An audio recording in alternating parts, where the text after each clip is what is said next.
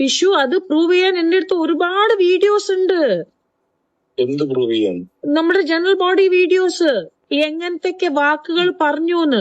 ഒരു സ്ത്രീ തനിച്ചൊരു സ്റ്റേജിൽ 6-7 മണിക്കൂർ ഈ മറ്റേ നമ്മളെ അശ്ലീല വാക്കുകൾ ബാബുരാജ്, ഇടവേള ബാബുവും സിദ്ദിഖയും 4 പേരെ കൺവേർട്ട് ചെയ്യാൻ നോക്കി.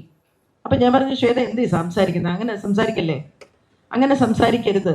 അല്ല ചേച്ചി, അങ്ങനെയാണ് ഇങ്ങനെയാണ്, ഒരു പ്രൊഡക്ഷൻ കൺട്രോളർ മറ്റത് മറിച്ചത് എന്നൊക്കെ പറഞ്ഞിട്ട് യൂഷ്വലി ഇവരുടെ ഒരു സംഭവം തുടങ്ങി. അപ്പം ഞങ്ങൾ തമ്മിൽ ഒരു ചെറിയ തർക്കമുണ്ടാവുകയും ഞാൻ പറഞ്ഞു, ഇതൊരു സാമൂഹ്യ വിഷയമാണ്, ഇത് അമ്മയുടെ വിഷയമല്ല, ഇത് ഞാൻ പുറത്ത് പറയും നിങ്ങൾ ഇങ്ങനെ തുടങ്ങുകയാണെങ്കിൽ എന്ന് പറഞ്ഞപ്പോൾ എന്നോട് അവർ പറഞ്ഞത്, നിങ്ങൾ സിനിമ ഇൻഡസ്ട്രിയിൽ ഉണ്ടാവില്ല, you will be out of this industry ചേച്ചി. അതിനുശേഷം ഞാൻ നമ്മുടെ ആഭ്യന്തരമന്ത്രി രമേശ് ചെന്നിത്തല സാറിന്റെ നമ്പർ കണ്ടുപിടിച്ച് അദ്ദേഹത്തെ വിളിച്ചു. ഞാനൊരു 15-20 തവണ ഞാൻ റിംഗ് ചെയ്തിട്ടാണ് വിളിച്ചത്. കാരണം എനിക്ക് എങ്ങനെയെങ്കിലും അദ്ദേഹത്തോട് സംസാരിക്കണമെന്ന് അത്രയ്ക്ക് ഞാൻ ആഗ്രഹിച്ചിട്ടാണ് ഞാൻ വിളിച്ചിട്ട് ഞാൻ അദ്ദേഹത്തോട് സംസാരിച്ചപ്പോൾ അദ്ദേഹം എന്നോട് ചോദിച്ചു FIR ചെയ്യാന്ന് ചോദിച്ചു. ഞാൻ ഇപ്പോൾ ഒരു 5-6 മണിക്കൂർ ഇവർക്ക് ഒരു ശ്രേതാ മേനോന് ഒരു മീറ്റിങ്ങിനകത്ത് അവർക്കെതിരെ പറഞ്ഞപ്പോഴത്തേക്ക് അവർക്ക് അത് കേൾക്കാൻ പറ്റിയില്ല. അതിന്റെ പേരിൽ രാജിവെച്ച് പോവുകയാണ് ഉണ്ടായത്. അങ്ങനെ ഇരിക്കെ നിരന്തരം ഒരു പെൺകുട്ടിയെ വാട്സപ്പ് വഴിയും സോഷ്യൽ മീഡിയ വഴിയും അവരുടെ മീറ്റിങ്ങുകളിലും അവരുടെ ചർച്ചകളിലും എല്ലാം അധിക്ഷേപിക്കുകയും വ്യക്തിപരഹത്യ ചെയ്യുകയൊക്കെ ചെയ്തിട്ട് ആ പരാതി പറയാൻ വന്ന പെൺകുട്ടിക്ക് ആട്ടി ഓടിച്ചതാണ് ഇവരൊക്കെ, ഈ പറയുന്ന ടീമുകൾ. അന്നേരം ആ പെൺകുട്ടിക്ക് ഇപ്പൊ 2 മണിക്കൂർ ഇത് സഹിക്കാൻ വയ്യാത്ത നിങ്ങൾക്ക് ദിവസങ്ങളോളം മാസങ്ങളോളം ഇത് സഹിച്ച ആ പെൺകുട്ടിയുടെ അവസ്ഥ എങ്ങനെ മനസ്സിലാക്കാൻ പറ്റുന്നുണ്ട്? ഇപ്പൊ സ്വന്തമായിട്ട് വന്നപ്പോൾ നിങ്ങൾക്ക് പറ്റുന്നുണ്ടല്ലോ ശ്രേതാ മേനോൻ ചേച്ചിക്ക്. അപ്പൊ അതാണ് നിങ്ങൾ കാണാൻ പോകുന്നത്. ഈ രമേഷ് പിഷേരടിയും ശ്രേതാ മേനോനും തമ്മിൽ നടന്ന ഒരു കോളിംഗ് ഉണ്ട്. അപ്പൊ ആ കോളിംഗ് നിങ്ങളൊന്ന് കേട്ടിട്ട് വാ. അതിന് മുമ്പായിട്ട് അതിന്റെ കൂടെ തന്നെ പറയാനുള്ളത്, ഈ ശ്രേതാ മേനോന് അൻസുബയ്ക്കെതിരെ പലരോടും ഏതാണ്ട് പറഞ്ഞ കൂട്ടത്തിൽ മാലാപാർവതി അത് തെറ്റാണ് പറയില്ലെന്ന് പറഞ്ഞപ്പം പറഞ്ഞ്, ചേച്ചി ഇനി സിനിമയിൽ നിൽക്കണമെങ്കിൽ ഞങ്ങളുടെ കൂടെ നിൽക്കണം, ഇല്ലെങ്കിൽ ചേച്ചി ഇനി കാണത്തില്ല സിനിമയിലെന്നാണ് പറഞ്ഞത്. അങ്ങനെ ഭീഷണി വരെ മുഴക്കി എന്നാണ് മാലാപാർവതി പറയുന്നത്. അതും ഞാൻ അതിനകത്ത് വെച്ചേക്കാം. അതുകൂടെ നിങ്ങൾ കേൾക്ക്. ഇതെല്ലാം നിങ്ങൾ കേട്ടിട്ട് നിങ്ങളെ വിലയിരുത്ത്. അതിനോടൊപ്പം പറയാനുള്ള എൻ്റെ പ്രിയപ്പെട്ട എല്ലാ പ്രേക്ഷകരും, എൻ്റെ കൂട്ടുകാരെല്ലാവരും നമ്മുടെ ചാനൽ ഒന്ന് സബ്സ്ക്രൈബ് ചെയ്യണം, ഷെയർ ചെയ്യണം, ലൈക്ക് ചെയ്യണം, കമന്റ് ചെയ്യണം. നമുക്ക് എല്ലാ സപ്പോർട്ടും തരണം. നമ്മുടെ പേജിലാണ് കാണുന്നതെങ്കിൽ ഒന്ന് ഫോളോ ചെയ്യണം. ഈ പറഞ്ഞ പോലെ ലൈക്കും ഷെയറും കമന്റും എല്ലാം തരണം. നിങ്ങൾക്ക് പറയാനുള്ളത് പറയാനുള്ള അവസരം ഉണ്ടാക്കിയിരിക്കും. രാജിവെച്ചു എന്ന് പബ്ലിക്കായിട്ട് പ്രഖ്യാപിച്ചിട്ടില്ല. വിഷു അത് പ്രൂവ് ചെയ്യാൻ എന്റെ അടുത്ത് ഒരുപാട് വീഡിയോസ് ഉണ്ട്. എന്ത് പ്രൂവ് ചെയ്യാൻ? നമ്മുടെ ജനറൽ ബോഡി വീഡിയോസ്. എങ്ങനത്തൊക്കെ വാക്കുകൾ പറഞ്ഞുന്ന്. ഒരു സ്ത്രീ തനിച്ചൊരു സ്റ്റേജിൽ 6-7 മണിക്കൂർ ഈ മറ്റേ നമ്മളെ അശ്ലീല വാക്കുകൾ ബാബുരാജ്, ഇടവേള ബാബുവും സിദ്ദിഖയും സുരേഷ് കൃഷ്ണയും സാദിക്ക, പിന്നെ ഞാൻ പറഞ്ഞുതരാം അപ്പാഹാജ, പിന്നെ മജീദ് ക, പിന്നെ ആരാണ് മാലാപാർവതി, മായ വിശ്വനാഥ്, എല്ലാരും പറയണ കാര്യങ്ങളെല്ലാം അത്ര ക്ലിയർ ആയ ഓഡിയോസും വീഡിയോസും ഉണ്ട് എന്റെ അടുത്ത്. മീറ്റിംഗ് തുടങ്ങണേന്റെ മുമ്പ് തന്നെ ബാബുരാജേട്ടൻ തുടങ്ങി. മീറ്റിംഗ് തുടങ്ങണേന്റെ മുമ്പേ അതൊക്കെ ഒന്നുമില്ല. ഇത് ആവശ്യമായിട്ട് നമുക്ക് ഇതിനൊന്നും നമ്മള് ജനറൽ ബോഡി അംഗീകരിക്കൂല. ആദ്യം തന്നെ തുടങ്ങി. പിന്നെ ബാബുരാജേട്ടന്റെ ഓരോ വാക്കുകള്, സിദ്ദിഖാന്റെ ഓരോരോ വാക്കുകള് സ്ത്രീകൾക്ക് ഒച്ചുണ്ടാക്കാൻ പറ്റാത്ത ഒരു സ്ഥാപനമായി മാറിയിട്ടുണ്ട്. പക്ഷെ ഞാൻ ഇത്രയും ദിവസമായിട്ട് മിണ്ടായിരിക്കുന്നത് പിഷു ഓൺലി ആൻഡ് ഓൺലി ഫോർ അമ്മ അസോസിയേഷൻ. ഈ പറയുന്ന കാര്യം ഇവര് സോഷ്യലി ഡൈവേർട്ട് ചെയ്ത് സ്ത്രീകൾക്ക് ഇനി മിണ്ടാൻ പറ്റുമെന്ന് ചോദിക്കുന്ന സ്ഥലത്ത് ഉണ്ടാക്കുന്നത് സ്ത്രീകളായി പോയി. നമ്മുടെ വിധി ആലോചിക്കണം. നീനാക്കുറുപ്പ്, ലക്ഷ്മിപ്രിയ, അൻസിബ, മറ്റേ മൂക്കുത്തിയിട്ട് പൊക്കമുള്ള പെണ്ണ്, ഇവര് തുടങ്ങി. പൊതുജനങ്ങളുടെ അഭിപ്രായം എന്താ? സ്ത്രീ വന്നപ്പോൾ എല്ലാം പോയി എന്നുള്ളതായില്ലേ? ഞങ്ങൾ രണ്ടുമൊക്കെ പഴയ കമ്മിറ്റിക്ക് തിരിച്ചു കൊടുക്കുമെന്ന് പറയാൻ പറ്റില്ല. കാരണം ജനറൽ ബോഡിക്ക് ചെയ്യാനുള്ള അധികാരമുള്ളൂ. അമ്മയുടെ ബൈലോ പ്രകാരം ജനറൽ ബോഡിക്ക് അഡ്ഹോക്ക് ഉണ്ടാക്കാൻ പറ്റും എന്നാണോ നിങ്ങൾ പറയുന്നത്? പ്രീവിയസ് അഡ്ഹോക്ക് അവര് 8-10 മാസം അവര് അതേ കമ്മിറ്റിയാണ് മുന്നോട്ട് കൊണ്ടുപോയത്. ആണുങ്ങള് മറ്റേ ലാലേട്ടൻ ഉണ്ടായിരുന്ന കമ്മിറ്റി അഡ്ഹോക്ക് ആയപ്പോ റൂള് വേറെ, സ്ത്രീകൾ അഡ്ഹോക്ക് ആയപ്പോ റൂള് വേറെ. അപ്പൊ നിങ്ങൾ പറയൂ, ഒരു കമ്മിറ്റിക്ക് ഒരു റൂള്, വേറെ കമ്മിറ്റിക്ക് വേറെ റൂളാണോ? സഞ്ജീവനി തുടങ്ങാനുള്ള അധികാരം അഡ്വോക്ക് കമ്മിറ്റിക്കില്ല. തുടങ്ങിയോ? നടത്താനുള്ള അധികാരം ഉണ്ട്, തുടങ്ങി. അപ്പൊ അത് തെറ്റാണോ? ആണ്. കൊല്ലം തുളസി അങ്കിൾ നമുക്ക് വേണ്ടി പറഞ്ഞപ്പോ അങ്കിളുടെ കയ്യിൽ നിന്ന് മൈക്ക് എന്തിനാണ് സിദ്ദിഖ വലിച്ചത്? അനൂപ് ചന്ദ്രൻ എന്തിനാ അടിക്കാൻ പോയത്? എന്തിനാണ് മല്ലിക സുകുമാരൻ ആന്റിന്റെ കയ്യിൽ നിന്ന് മൈക്ക് പിടിച്ചു വലിച്ചത്? നമ്മുടെ അഡ്വോക്ക് കമ്മിറ്റി ഇപ്പൊ കൂടുന്നിടത്ത് നിങ്ങൾക്ക് ഈ ഒരു ഇത്ര മാസത്തെ കൃത്യമായ ഒരു കണക്ക് നമ്മുടെ മുന്നിട്ട് തന്നിട്ട് ഇതിനകത്ത് എന്താ കുഴപ്പമെന്ന് പറ. നമ്മൾ നോക്കുമ്പോ അതിനകത്ത് ഒരു കുഴപ്പമില്ല. ജനങ്ങളെയും നമ്മുടെ അംഗങ്ങളെയും നിങ്ങളോടും ഇതിനകത്ത് ഒരു കുഴപ്പമില്ല. ഈ പറഞ്ഞ പ്രശ്നങ്ങൾ കണക്കിലില്ല എന്ന് പറയേണ്ടുന്നത് നമ്മളല്ലേ. നമുക്ക് ഈ സിഎക്കാരന്റെ അടുത്ത് നിങ്ങൾ വേണ്ട ഇൻപുട്സ് കൊടുത്തിട്ട് നിങ്ങളുടെ ഭരണകാലത്ത് ഒരു അഴിമതിയും ഉണ്ടായിട്ടില്ല, ഇതിന്റെ സാധനങ്ങളെന്ന് പറഞ്ഞാൽ ഇല്ല, അത്രേ ഉള്ളൂ. അത് ഞാൻ പറഞ്ഞല്ലോ, അത് ഒരു കുഴപ്പമില്ല എന്നുള്ളത്.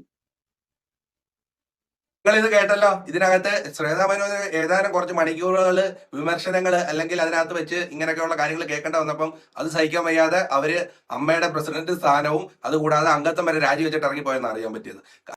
ഇനി ഈ ശ്വേതാ മേനോന് നമ്മുടെ മാലാപാർവതി ഇടികയില് ഈ കാര്യങ്ങളെ കുറിച്ച് സംസാരിച്ചപ്പോൾ അൻസിബ ഇങ്ങനെ മതം മാറ്റാൻ ശ്രമിച്ചു അല്ലെങ്കിൽ 4 പേരെ ഇതെടുക്കാനൊക്കെ ശ്രമിച്ചു എന്ന് പറഞ്ഞപ്പോൾ മാലാപാർവതി അത് തെറ്റാണ് എന്ന് പറഞ്ഞപ്പം ചേച്ചി ഇനി സിനിമ ഇൻഡസ്ട്രി വേണമെങ്കിൽ പിന്നെ എന്തെടുക്കണം, ഇത് പുറത്ത് പറയില്ല, ഞങ്ങളുടെ കൂടെ നിൽക്കണം എന്നുള്ളതാണ് പറയുന്നത്. ഇല്ലെങ്കിൽ സിനിമയ്ക്ക് പുറത്തായിരിക്കും എന്നുള്ളതാണ് പറയുന്നത്.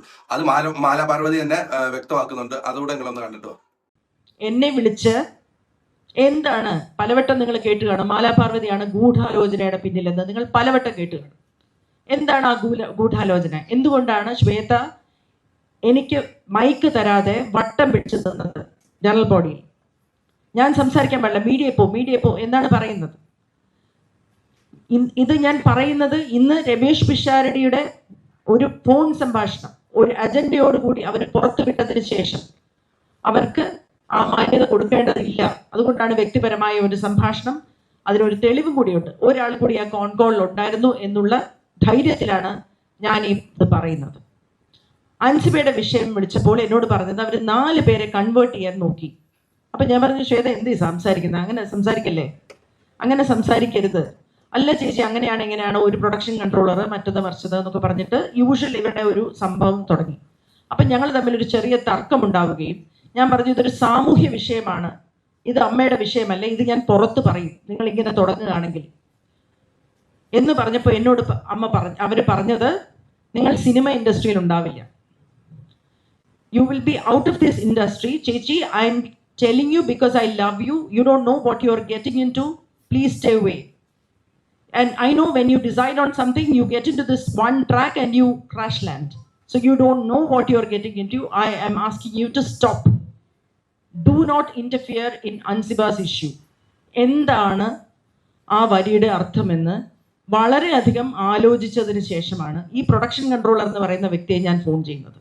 എന്താണ് അവിടെ നടന്നതെന്ന് പറഞ്ഞപ്പോൾ ഒരു ഓർമ്മപ്പെടുത്തൽ വേണ്ടാതെ, ഒരു സംശയത്തിനിടയില്ലാതെ 2023 നടന്ന ഒരു സിനിമയുടെ കാര്യം അദ്ദേഹം പറയുകയാണ്.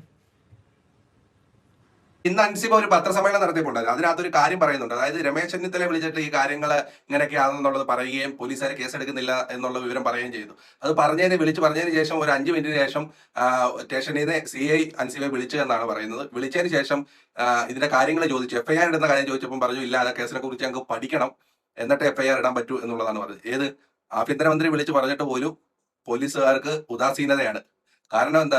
അതിനൊക്കെ മേളിലാന്ന് ഇവരെന്നാ ഞാൻ ആലോചിക്കുന്നത്. നിങ്ങൾ എന്തായാലും ഈ അൻസിബയുടെ വാക്കുകളോടൊന്ന് കേട്ടോ. അതിനുശേഷം ഞാൻ നമ്മുടെ ആഭ്യന്തരമന്ത്രി രമേശ് ചെന്നിത്തല സാറിന്റെ നമ്പർ കണ്ടുപിടിച്ച് അദ്ദേഹത്തെ വിളിച്ചു. ഞാനൊരു 15-20 തവണ ഞാൻ റിങ് ചെയ്തിട്ടാണ് വിളിച്ചത്. കാരണം എനിക്ക് എങ്ങനെയെങ്കിലും അദ്ദേഹത്തോട് സംസാരിക്കണം അത്രയ്ക്ക് ഞാൻ ആഗ്രഹിച്ചിട്ടാണ് ഞാൻ വിളിച്ചിട്ട് ഞാൻ അദ്ദേഹത്തോട് സംസാരിച്ചപ്പോൾ അദ്ദേഹം എന്നോട് ചോദിച്ചു, FIR ഇട്ടിട്ടില്ലെന്ന് ചോദിച്ചു. ഞാൻ ഇട്ടിട്ടില്ല എന്ന് പറഞ്ഞു. അപ്പൊ രമേശ് ചെന്നിത്തല സാർ പറഞ്ഞു, ഞാൻ വിളിച്ച് സംസാരിക്കാം.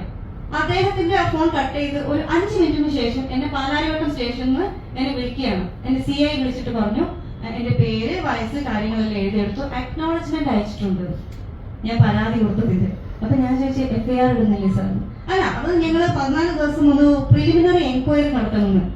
ഒരു പെൺകുട്ടിക്കെതിരെ സ്ലട്ട് ഷേമിങ്ങിന്റെ ഏറ്റവും മാക്സിമം ആണ് ട്രെയിലറും ടീസറും പ്രീമിയറും അടക്കം ചെയ്തു വെച്ചിരിക്കുന്നത്. എന്നിട്ടാണ് പോലീസുകാർ പറയുന്നത് ഇത് പ്രിലിമിനറി എൻക്വയറി നടത്തണമെന്ന്. പ്രഥമ ദൃഷ്ടിയ തന്നെ കേസുണ്ട്. FIR ഇട്ടാൽ എന്താണ് കുഴപ്പം? FIR ഇട്ടിട്ട് കഴമ്പില്ലെങ്കിൽ അത് കളയാലോ. പക്ഷെ പ്രിലിമിനറി എൻക്വയറി മാത്രമാക്കുന്നത് എങ്ങനെയാണെന്ന് എനിക്ക് മനസ്സിലായില്ല. ഒരു സ്റ്റേറ്റിന്റെ ആഭ്യന്തരമന്ത്രി വിളിച്ചു പറഞ്ഞിട്ട് പോലും FIR ഇടാൻ പറ്റാത്ത പോലീസ് സ്റ്റേഷനാണോ കേരളത്തിലുള്ളത്? അപ്പൊ നമ്മൾ ആലോചിക്കേണ്ടിയിരിക്കുന്നു, കേരളത്തിലുള്ള പോലീസ് സ്റ്റേഷനുകൾ എല്ലാം ഇങ്ങനെയാണോ ഇങ്ങനെയല്ലേ എന്ന് നമ്മൾ തീർച്ചയായിട്ടും അറിയണം. ഇപ്പൊ ഓപ്പറേഷൻ തൂഫാൻ നടക്കുന്നുണ്ട്. എനിക്ക് ആഭ്യന്തരമന്ത്രിയോടുള്ള റിക്വസ്റ്റ് ആണ്, ഓപ്പറേഷൻ തൂഫാനോടൊപ്പം തന്നെ ചെയ്യേണ്ട ഒരു പ്രധാന കാര്യമാണ് സാധാരണക്കാര് പോലീസ് സ്റ്റേഷനിൽ പരാതിയുമായിട്ട് വരുന്ന സമയത്ത് ആ പരാതി എടുക്കുന്നുണ്ടോ, അല്ലെങ്കിൽ പരാതിക്കാർക്ക് അമ്മയ്ക്കകത്ത് രാജിവെച്ചാലും ഇല്ലേലും അകത്തായാലും പുറത്തായാലും മൊത്തം കൂട്ടയടിയും കൂട്ടത്തല്ലുമാണ് ഇപ്പൊ നടന്നുകൊണ്ടിരിക്കുന്നത്. ഈ വിഷയം ഇവിടെ കൊണ്ടൊന്നും തീരുമെന്നുള്ളത് എനിക്ക് തോന്നുന്നില്ല. ഇത് പിന്നെ അമ്മയ്ക്ക് പുറത്ത് ഈ വിഷയം വലിയ രീതിയിൽ കത്തിപ്പടരാൻ ഇനിയും ഇതുണ്ട്, ചാൻസ് ഉണ്ട്. കാര്യം രണ്ട് ചേരിയായി ഇപ്പൊ തിരിഞ്ഞു കഴിഞ്ഞു. അൻസിബയുടെ വശം കുറച്ച് വരും, ഇപ്പൊ രാജിവെച്ച ശ്രീതാമേനോനും സംഘം വേറൊരു വശത്തും. ഇനിയിപ്പം ആരും മോഹൻലാലിനെ പോലുള്ള ആരെങ്കിലും ഒക്കെ ഇടപെട്ട് ഒത്തീർപ്പാക്കിയ കൊള്ളാം. എന്തായിരുന്നാലും കുറച്ചാളെ ഈ ഒരു കോൺട്രവേഴ്സി നിലനിൽക്കുക എന്നുള്ളത് ഉറപ്പാണ്. അപ്പൊ നമുക്ക് ഇതിന്റെ കൂടുതൽ അപ്ഡേറ്റുമായിട്ട് വീണ്ടും വരാം. അതുവരേക്കും എല്ലാവർക്കും ബൈ പറയുന്നു. നിങ്ങൾ ആദ്യമായി കാണുന്നവരെല്ലാം നമ്മുടെ ചാനൽ ഒന്ന് സബ്സ്ക്രൈബ് ചെയ്യുന്ന കാര്യം പരിഗണിക്കുക. നമുക്ക് മാക്സിമം സപ്പോർട്ട് ദയവ് ചെയ്ത് എല്ലാവരും തരണം. അപ്പൊ നമുക്ക് വീണ്ടും കാണാം. ബൈ. Thank you.